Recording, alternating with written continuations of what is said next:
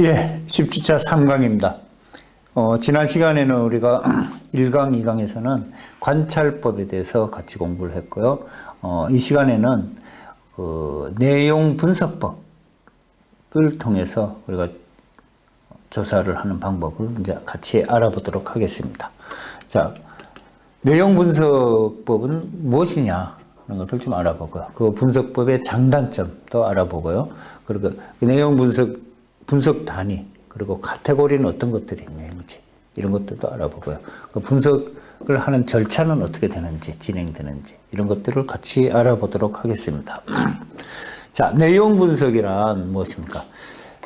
의사소통에 대한 어떤 기록물들, 그런 것들을 현재적인 어떤 상황, 그리고 현재적이고 잠재적인 내용들을 객관적이고 체계적이고 양적으로 분석하기 위한 조사 방법이다 라고 얘기를 합니다.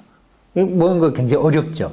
자, 이제 서베이 조사, 우리 전전주에 이제 했던 서베이 조사나 바로 직전에 우리 공부했던 이제 그 관찰 조사나 이런 것들은 그 조사자가 직접 조사 대상자로부터 응답을 받거나 아니면 조사 대상자들의 행동이나 어떤 시각이나 청각이나 뭐 이런 감각기관을 통해서 직접 필요한 자료를 이제 수집한 것이다 라고 한다면은 내용 분석법은 의사소통에 있어 어떤 기록물들, 이제 이런 거 뭐 어떤 뭐가 있겠어요? 서적, 책이죠. 그 다음에 뭐 신문 같은 것도 있죠. 그 다음에 잡지, 뭐 라디오, 텔레비전, 뭐 영화, 뭐 또 편지, 또 일기 같은 것도 있겠네요. 일기, 뭐 또 이제 어디 상담을 한 기록서 같은 거. 이런 것들을 통해서 연구 대상자에 대한 자료를 어떻게 간접적으로 확인한다는 것이죠. 이런 것들을 우리는 내용 분석법이다 이렇게 얘기를 한다는 것입니다. 이제 그 내용 분석은 어떤 상징을 통해서 나타내는 기록물들을 분석을 대상으로 한다라는 것이고요. 그다음에 분석에 있어서의 속성 또는 특정 측면은 명시적으로 나타나 있는 현재적인 내용, 문맥, 그리고 내용 속에 들어있는 암묵적인 그리고 잠재적인 어떤 내용도 포함이 될 수가 있다라는 것이고요. 그리고 객관적이고 체계적이고 그 양적 분석 방법을 통해서 사용을 한다라는 것이 내용 분석법입니다. 이제 그 사회복지학도 마찬가지입니다. 사회복지학도 이제 응용사회과학이잖아요. 이 응용사회과학으로서의 이제 어떤 내용 분석을 이제 통해서 널리 사용될 수가 있다라는 것을 우리가 이제 알 수가 있는데, 이제 뭘까요? 포괄수과제 있죠. 의료 그게 포괄수과제에 대한 어떤 이제 여론을 이제 파악해 본다라고 이제 했을 때, 이제 그거에 대한 뭐 어떤 것을 우리가 이제 자료를 통해서 알 수가 있는데, 이제 뭐예요? 신문, 국내 중앙일간지, 그 다음에 뭐 또 아니면 뭐 하여튼 신문의 종류 여러 가지를 그것을 이제 몇 개를 선정해 가지고 포괄수과제에 대한 기사를 찾아내서 거기에 실린 그거 관련된 기사들이 있을 수 있잖아요. 기간은 뭐 어느 기간, 뭐 한 달이면 한 달, 뭐 1년이면 1년 동안에 나온 그 분석을 통해서 그 기사들을 다 찾아내서 그것을 기사 내용이 뭐 찬성한다든가 아니면 반대한다든가 뭐 어떤 여러 가지 그런 것들이 나올 수가 있죠. 참말 강도 등 이런 것들을 분석을 해서 조사를 하는 방법이 있을 수가 있겠죠. 그리고 이제 사회복지학과에서 우리가 이제 사회복지학과에서 이제 가르치는 과목들이 있잖아요. 지금 사회복지사 자격증을 만약에 취득해야 된다. 이렇게 하면 뭐 필수 10과목, 선택 4과목 해서 14과목을 있어야 되는데, 이런 것처럼 사회복지과에서 가르치는 교과목들이 시대에 따라서 어떻게 변화되어져 왔는지를 알고 싶다. 이럴 때는 어떻게 해요? 우리가 60년대 학교의 그 교과 과목들, 그다음에 70년대, 80년대, 90년대, 2000년대, 2010년대 각각 연대별로 이제 여러 학교들을 조사해서 그때 가르쳤던 교과목들이 무엇이 있는지 이런 것들을 쭉 조사를 해보면 시대별로 교과목의 변천사를 우리가 알 수가 있겠죠. 이렇게 분석해 볼 수도 있을 수가 있고, 아니면은 이제 특정 학교가 뭐 서울대면 서울대, 고려대면 고려대, 뭐 아니면은 뭐 지방의 어느 대, 이 특정한 학교가 다른 학교에 비해서 어떻게 사회복지 실천 분야보다는 사회복지 실천에 관련된 분야보다는 사회복지 정책에 관련 치중해서 가르치고 있었는 것을 알아보기 위한 조사를 한다. 그러면 그 학교에 대한 그 다른 학교가 가르치고 있는 교과와 이 학교가 가르치고 있는 교과 내용을 비교해서 분석해 보면은 알 수가 있겠죠. 이런 것들, 이제 비교해 보면 뭐 시간수라든가 뭐 아니면 과목수라든가 이런 것들을 통해서 우리가 알 수가 있듯이 이렇게 이런 것들을 통해서 알 수 있는 방법, 이런 것을 내용 분석법이다. 이렇게 얘기를 한다는 것입니다. 내용 분석이라는 것이, 뭐라 그랬어요? 의사소통의 기록물을 현재적이고 잠재적인 내용을 객관적으로, 체계적이고 양적으로 분석하기 위한 조사 방법이다. 이렇게 얘기를 했잖아요. 그 내용 분석은 뭐예요? 어떤 다양한 매체들, 신문이라든가 라디오라든가 책이라든가 다양한 이런 매체들, 그런 것들을 대상으로 기록물을 전체를 분석해내는 그런 것들이 이제 내용 분석의 기본이죠. 주가 될 것이고, 그럼 그 속에서 이제 분석의 속성, 또 아니면 명시적으로 나타나고 있는 현재적인 내용, 문맥, 그리고 내용 속에 숨어 있는 글로 문맥으로서 나타나지 않죠. 암묵적이고, 그 다음에 잠재적으로 나타나는 내용도 포함된다는 것이죠. 자, 그러면은 이 내용 분석을 통해서 우리가 조사를 하게 되면은 이제 뭐 장점도 있을 수가 있겠고 단점도 있을 수가 있겠죠. 자, 장점은 시간과 비용이 절감된다는 것입니다. 그 자료만 조사하면 되니까, 자료만 쭉 모아가지고 그걸 조사하면 되니까 시간과 비용이 덜 들겠죠. 안 들거나 뭐 안 들지는 않겠지만 하여튼 덜 들겠죠. 그리고 안전도가 굉장히 높게 나타나겠죠. 정확하게 명확하게 나타난 기록이니까 그 기록을 토대로 해서 그걸 찾아내서 하는 거니까. 그렇죠? 그리고 역사적인 연구에 있어서 적용 가능한 방법이 될 수가 있겠죠. 뭐 과거의 걸 쭉 자료를 딱 보면 그 역사적인 사건들, 역사적으로 일어났던 일들, 이런 것들을 조사할 수가 있으니까. 그죠? 그리고 피조사자가 반작용을 일으키지 않을 거고, 그 다음에 연구조사자가 연구 대상에 영향을 미치지도 않을 거예요.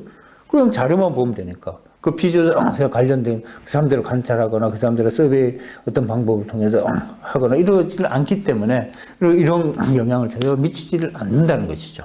그런데,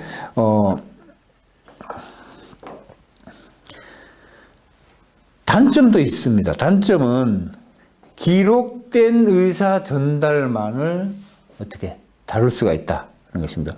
기록한 걸 가지고 분석해야 하기 때문에 기록에 남아있지 않는 것, 그 내용을 했는데 기록이 없는 것은 우리가 분석을 할 수가 없잖아요.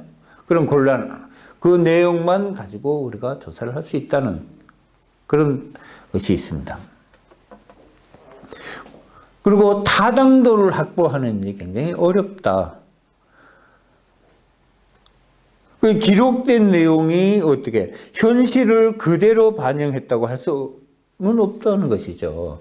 그렇기 때문에 내용 분석에 있어서는 어떤 타당도가 높게 나타나지 않을 수도 있다라는 것입니다. 이제 예를 들어 아까 이제 포괄수갈제 얘기했잖아요. 포괄수갈제 실시 전에 포괄수갈제에 관련돼서 다른 신문 기사를 분석했고, 그다음에 포괄수갈제 이제 그 분석을 했는데 포괄수갈제에 대해서 굉장히 긍정적인 기사가 많아서 국민 여론이 포괄수갈제를 지지한다. 라고 이제 분석을 했어요. 이제 그런데 실제로는 대다수의 국민들이 포괄수갈제에 대해서 반대를 만약에 했다면은 어떻게 돼요? 내용 분석의 결과에 대해서는 타당도가 떨어지겠죠. 낮다고 할 수가 있다라는 것입니다. 기사는 뭐 이런 방향으로 기사가 많이 나왔어요. 근데 실질적으로 국민의 의사는 반대, 이제 그걸 설문조사해 보니까 아니다. 이렇게 나왔을 때는 그거는 분석에 있어서는 굉장히 낮게 나왔다는 것이죠. 그런 단점이 있을 수 있다라는 것이죠. 자, 내용 분석 단위. 내용 분석에 있어서의 단위는 어떤 것이 있나? 워드, 단어, 그 자체를 내용 분석 단위로 사용하는 최소의 단위가 될 수가 있겠죠. 그 다음에, 이제 내용 분석, 만약에 아까 포괄수갈제 했으면, 포괄수가제라는 그 단어를 통해 이제 조사를 하는 방법. 그 단어가 나온 기사를 조사하는 방법이 있을 수가 있고. 또 하나는 이제 주제가 있을 수가 있죠. 자, 주제는 뭐예요? 어떤 내용이 중심이 되는 제목 또는 문제의식, 이런 것을 의미하잖아요. 그 글의 전체 글에서 뭐와 관련된 주제에 대한 글, 그런 것을 찾아내는 거예요. 그런 것들을 주제가 그 단위가 분석할 수 있는 단위가 이제 단어와 주제가 있을 수 있겠죠. 그 다음에 또 인물도 있을 수 있겠죠. 이제 소설이라든가 뭐 어떤 사람의 전기라든가 연극, 영화 뭐 이런 경우에 역사적인 인물이나 주인공을 중심으로 해서 이제 분석하는 것이 이제 유용하게 이제 사용될 수가 있는데, 인물이나 주인공을 단위로 해서 하는 경우에 그 인물이나 주인공의 특성에 대한 시대별 어떤 변화, 이런 것들을 파악해 볼 수도 있죠. 그래서 인물을 우리가 내용 분석 단위로 가지고 갈 수도 있다라는 것입니다. 자, 그리고 또 문단은 이제 여러 개의 그 문장으로 구성된 단락. 이제 국어 시간에 많이 배우죠. 문법. 여기서 배우잖아요. 문단이라는 것은 여러 개의 문장의 주제가 같은 내용으로 하나의 그 글의 모음, 그것을 문단이라고 하죠. 그 단락을 그걸 통해서 우리가 이제 알 수가 있는데, 이제 문단은 이제 형식적으로 구분하기 쉬운데, 한 문단에 다양한 내용들, 아니면 전혀 상반된 주제나 내용이 들어있어서 이를 분류하고 처리하기에는 어려울 경우가 생길 수도 있습니다. 한 문단이라고 해서 동일한 주제에 동일한 내용만 들어있는 것이 아닙니까? 그것에 또 다른, 또 상반된 그 주제 내용이 또 들어갈 수도 있으니까요. 그죠? 그럴 경우에 이렇게 분류하고 처리하는 데는 또 이제 어려움이 있을 수도 있겠죠. 그 다음에 이제 항목은 소재를 이제 분류하는 것인데, 서적이라든가 잡지, 신문, 학술지 뭐 이런 것들로 이제 분류를 할 수 있겠고요.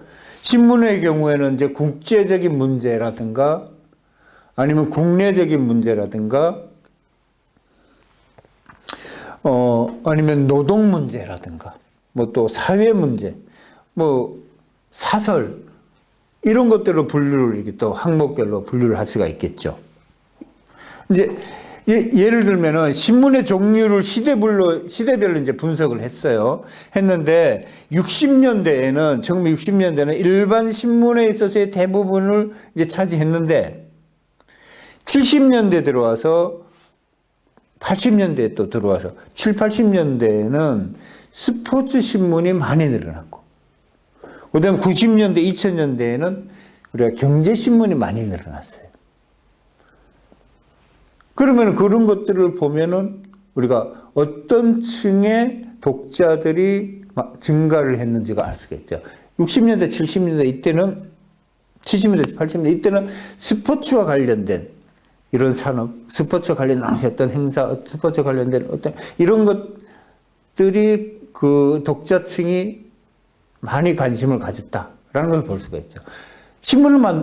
이제 신문사라는 업주가 그것을 만들 때는 어떤 경제성이 있어야 만듭니다. 국민들의 의식이 따라하자면 또 국민들이 그 전혀 관심이 없는데 그 신문을 여러 신문사에서 다 이것저것 만들어내지 않죠. 그 국민들의 관심사가 굉장히 높아지고 그때 그 관심사가 있을 수밖에 없는 그 어떤 사회적 요건들이 있었겠죠. 70년대, 80년대 이때는 뭐예요? 80년대 우리 올림픽 우리나라에서 88 올림픽 치렀잖아요. 아시안 게임 이런 스포츠와 관련된 것들을 굉장히 많이 그 시대에 어떤 뭐라 그럴까 그 시대의 핵심적인 그 어떤 것들이 나타났었어요. 그래서 그것과 관련된 신문들이 많이 나왔고 그다음에 90년대, 2000년대 이제 들어오면서 이제 경제적인 이런 것들에 국민들의 의식이 점점 높아지기 시작했다. 관심이 많아지게 됐다. 그래서 주식 투자라든가 이런 부분에 국민들이 많이 관심을 가졌었죠. 그래서 그런 것들이 많이 나타났다라는 것입니다. 그 다음에 공간과 시간. 항목보다 세분화된 단위로서 그 어떤 인쇄물의 경우에 지면하고 방송의 경우에 시간들이 이제 이럴 때 이제 해당이 되겠는데 신문에 있어서 일면과 그다음에 텔레비전이나 라디오 이제 그 방송에 있어서 9시 뉴스, 9시 저녁 뉴스 시간 등의 이제 분석 단위로 우리가 하는 것이죠. 가장 독자층이나 시청자층이 가장 많은 사람들이 관심을 가지고 가장 중요하게 보는 시간대. 그러니까 우리는 신문에서는 일면이고, 그 다음에 TV나 라디오 뉴스는 저녁 9시 뉴스라는 것이죠. 그것을 분석해보면 그 시대의 트렌드, 그 시대 상황을 우리가 읽을 수가 있다는 것입니다. 자, 카테고리는 어떻게 나눌 수 있는가요? 자, 카테고리는 이제 주제 내용. 이제 주제는 서브젝트죠. 서브젝트 주제 내용을 우리가 카테고리로 갈 수가 있고, 방향, 어느 방향으로 갈 것인지, 방향이라든가, 그 다음에 기준, 가치, 방법, 특성, 행위자, 누가 한 것이냐, 그 다음 권위, 기원, 표정, 이런 것들이 이제 카테고리가 될 수가 있는데, 이제 내용 분석은 이런 카테고리에 의해서 성패가 이제 좌우가 될 수가 있어요. 이제 카테고리는 내용의 실체에 대한 카테고리. 즉, 이제 다시 말해서, 이제 무엇을 말하는가라는 것을 취급하는 카테고리 하고, 그 다음에 내용의 형식에 따른 카테고리. 어떻게 말하는가를 취급하는 카테고리로 이제 우리가 이제 분류를 할 수가 있는데, 자, 내용 형식에 관한 카테고리는 커뮤니케이션 형식과 발언 형식, 그다음에 강도 이렇게 나눌 수가 있는데 커뮤니케이션 형식은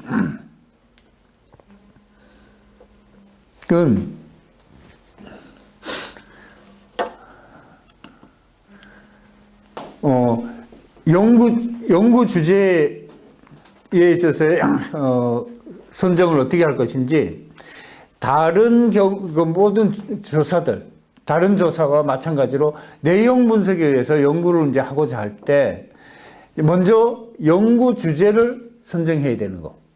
이것이 연구 이제 중요하겠죠. 그다음에 조사 대상자에 있어서 모집 또한 선정할 때 그 조사 대상이 될 만한 신문, 뭐 문헌, 기록, 책, 음악, 미술, 뭐 이런 작품들 종류, 범위 이런 것들을 이제 확정해야 되겠죠.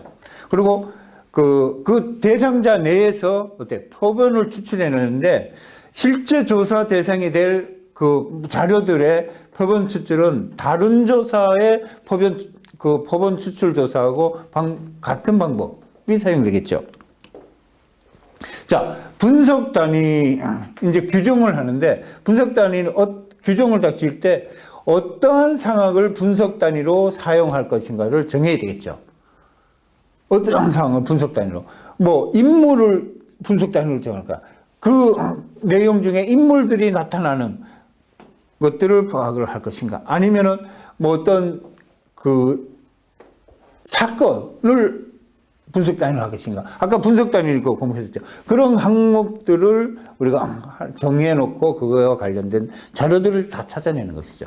그다음에 분석 카테고리를 설정하는데 어떤 상황을 카테고리로 활용할 것인가? 그런 것을 우리가 설정하는 것이 내용 분석의 그런 절차들이라고 할 수가 있겠죠. 자, 그리고 수량화를 하는 데 있어서 어떤 규정들이 또 필요합니다.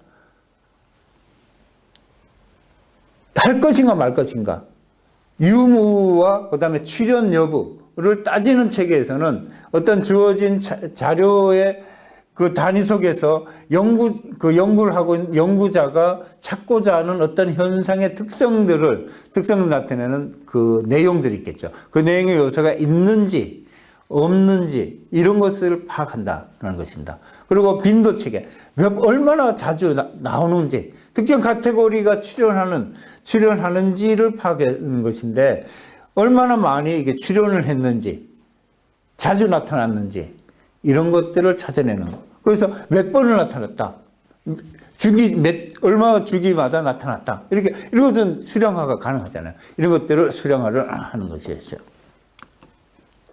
그 다음에 시간과 공간 체계, 그 빈도뿐만 아니라 카테고리 상에서 상대적으로 크기와 강조를 파악하는 겁니다. 그 카테고리, 그 기사 내용을 굉장히 크게 다뤘다. 전체 시간 1시간짜리 뉴스의 그 분량이 거의 30분을, 거의 반 정도를 그거와 관련된 기사로 다뤘다. 이런 거 굉장히 상당히 크게 했다. 이런 그것은 계량화가 가능하겠죠.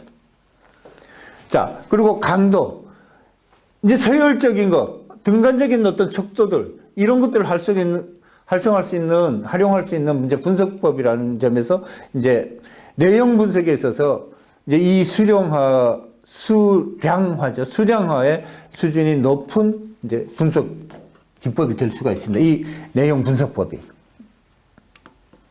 자, 결론을 도출해내는 방법인데요. 결론을 도출해내는 방법은 이제 경향을 비교해 보는 거예요. 카테고리의 출연 빈도, 시간적인 변화, 이런 것들을 통해서 결론을 내는 경우를 이제 경향 비교라 그러고요. 내용의 상위성, 그 출연한 내용들의 이제 내용을 비교해서 어떻게 다르게 나타났는지 이것을 비교해내는 방법. 이것을 내용 상위성 비교다. 라고 얘기합니다. 그 다음에 특성이나 아니면 기법을 비교해 보는 거. 이제 어떤 시대별로 아니면 어떤 집단별로 사용하는 어떤 특성적인 기법들, 이런 것들을 이제 비교해 보면은 그 결론이 나올 수가 있다는 것이죠. 그 다음에 내용과 기준을 비교해 보는 거예요. 이것은 그 내용, 가지고 있는 내용과 그 내용의 준거가 되는 기준을 이제 비교해 보면은 어떤 결론이 나온다는 것이죠. 이런 방법이 이제 내용과 기준의 비교다, 이렇게 얘기를 합니다. 자, 여기까지가 이번 10주차 강의입니다. 수고 많이 하셨습니다. 다음 11주차에서 다시 여러분들 만나 뵙도록 하겠습니다. 감사합니다.